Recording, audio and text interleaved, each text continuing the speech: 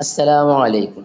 പ്രിയപ്പെട്ട പൊതുപരീക്ഷ വിദ്യാർത്ഥികളെ, രക്ഷിതാക്കളെ, നമ്മുടെ റിസൾട്ട് വന്ന് നമ്മളെല്ലാവരും പ്രതീക്ഷിച്ച പോലെ തന്നെ നമുക്കെല്ലാവർക്കും ഉന്നതമായ വിജയം നേടാൻ സാധിച്ചു. അപ്പോൾ നിങ്ങൾക്ക് ലഭിച്ച മാർക്കുകളൊക്കെ നിങ്ങൾ കമൻ്റായി രേഖപ്പെടുത്തുക.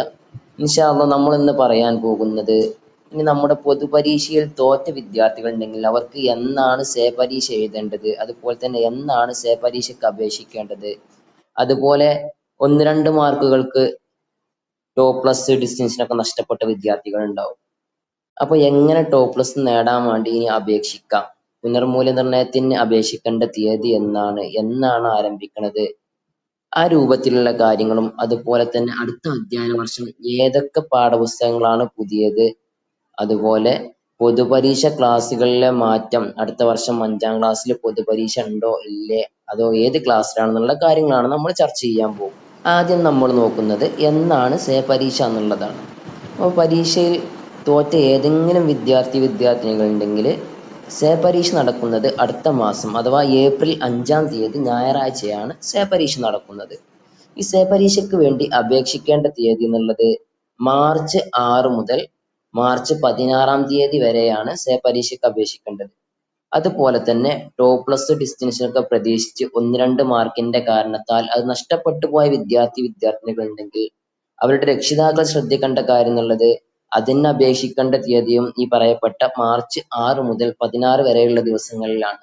എങ്ങനെ അപേക്ഷിക്കാം? നമ്മുടെ മദ്രസയിലെ നമ്മുടെ ക്ലാസ് ഉസ്താദുമാരുമായി ബന്ധപ്പെട്ട്, അല്ലെങ്കിൽ മദ്രസയിലെ സദർ ഉസ്താദുമാരുമായി ബന്ധപ്പെട്ട് അതിന് വേണ്ട രീതിയിലുള്ള എല്ലാ കാര്യങ്ങളും ഉസ്താദുമാരെ അറിയിക്കും. ആ രൂപത്തിൽ അതിന് അപേക്ഷിക്കുക. ഇനി പാഠപുസ്തകത്തിലെ മാറ്റം, അഥവാ ഈ വർഷം ചില ക്ലാസ്സുകളിൽ പാഠപുസ്തകങ്ങൾ മാറുന്നുണ്ട്. അത് കാരണത്താൽ പൊതുപരീക്ഷ ക്ലാസ്സുകളിലും മാറ്റം സംഭവിക്കുക. നിലവില് 5, 7, 10 +2 ക്ലാസ്സുകളിലായിരുന്നു പൊതുപരീക്ഷ ഉണ്ടായിരുന്നത്. അതിൽ നിന്നെല്ലാം മാറി ഈ വരുന്ന വർഷം മുതൽ 6, 8, 10 +2 ക്ലാസ്സുകൾക്കാണ് പൊതുപരീക്ഷ ഉണ്ടാവുക. അപ്പൊ ചോദിക്കും, ഉസ്താദെ ഞങ്ങൾ കഴിഞ്ഞ വർഷം പൊതുപരീക്ഷ എഴുതിന് ഈ വർഷം എഴുതണോ എന്ന് ചോദിക്കും 5ാം ക്ലാസ്സിലും 7ാം ക്ലാസ്സിലും വിദ്യാർത്ഥികൾ. അവർ ശ്രദ്ധിക്കേണ്ട കാര്യം എന്നുള്ളത്, ഈ വർഷം 5ലും 7ലും പൊതുപരീക്ഷ എഴുതിയ വിദ്യാർത്ഥികൾക്ക് അടുത്ത വർഷം പൊതുപരീക്ഷ ഇല്ല. അടുത്ത അധ്യയന വർഷത്തിൽ പൊതുപരീക്ഷ ആകെ 10ാം ക്ലാസ്സിനും +2നും മാത്രമാണ് പൊതുപരീക്ഷ ഉള്ളത്. വേറൊരു ക്ലാസ്സിലും പൊതുപരീക്ഷ ഇല്ല. അത് കഴിഞ്ഞിട്ട് 2027-2028 അധ്യയന വർഷത്തിലാണ് ഈ സിസ്റ്റം 6, 8, 10 +2 ക്ലാസ്സുകളിൽ പൊതുപരീക്ഷ എന്ന സിസ്റ്റം കൊണ്ടുവരുന്നത്. അപ്പോൾ ഇനി ആ കാര്യത്തിൽ രക്ഷിതാക്കളോ വിദ്യാർത്ഥികളോ ആശങ്കപ്പെടേണ്ടതില്ല. ഇനി നമ്മൾ മനസ്സിലാക്കേണ്ട ഒരു കാര്യം, ഈ അധ്യയന വർഷം ഏതൊക്കെ പാഠപുസ്തകങ്ങളാണ് മാറിയിരിക്കുന്നതാണ്. അപ്പൊ കഴിഞ്ഞ അധ്യയന വർഷം 1 മുതൽ 4 വരെയുള്ള പാഠപുസ്തകങ്ങൾ മാറി.